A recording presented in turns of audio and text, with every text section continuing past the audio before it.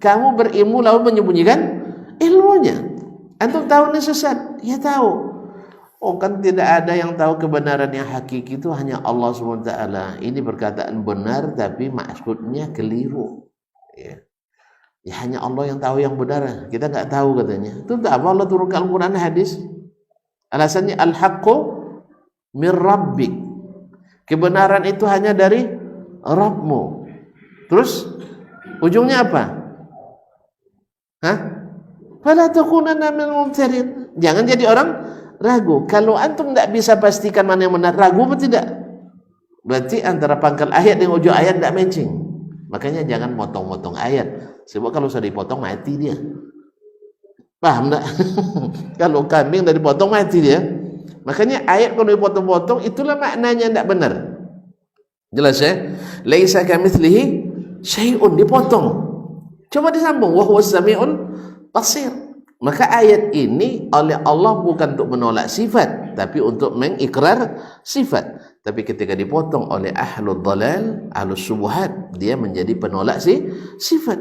Kan sudah kita jelaskan bahwasanya laisa kamitslihi syai'un itu bisa dimasukkan ke semua sifat. Sifat apapun.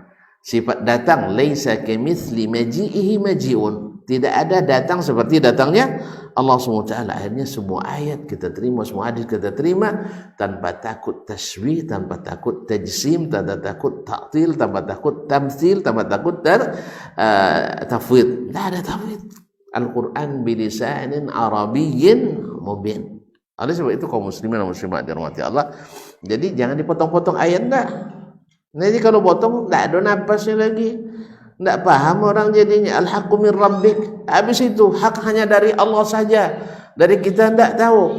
Ya akhi, baca pangkal ayat lagi. Fala takunanna minal mumtarin. Kalau antum tidak bisa memastikan mana yang benar, berarti antum orang ragu. Jelas?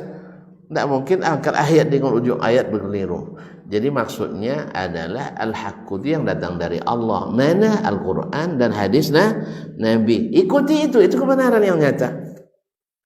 Bukankah Allah juga mengatakan wala talbisul haqqa bil batil. Jangan campur adukan yang hak dengan yang batil. Kalau dilarang mencampur aduk, berarti kita bisa membedakan. Sah? Nah, mungkin Allah melarang sesuatu yang tidak mungkin kita lakukan, tidak mungkin kita tinggalkan, tidak mungkin. Oleh sebab itu, ketika Allah melarang kita nyampur aduk hak dengan batil, Allah beri kita ilmu mana yang hak, mana yang batil. Oleh sebab itu tidak ada i'tizar bagi orang yang jelas dalalnya, seperti yang tadi yang mengatakan tidak ada kebenaran mutlak, yang ada hanya di sisi Allah. Tidak ada kebenaran mutlak dia ketahui. Antum salah. Sama dengan orang mengatakan tidak boleh bilang sama orang kafir ya kafir, orang kafir. Apa sebab? Allah sendiri bilang lakum dinukum waladin, bagimu agamamu, bagi agama. Allah sendiri mengakuinya sebagai agama. Itu hanya di surah apa, Pak?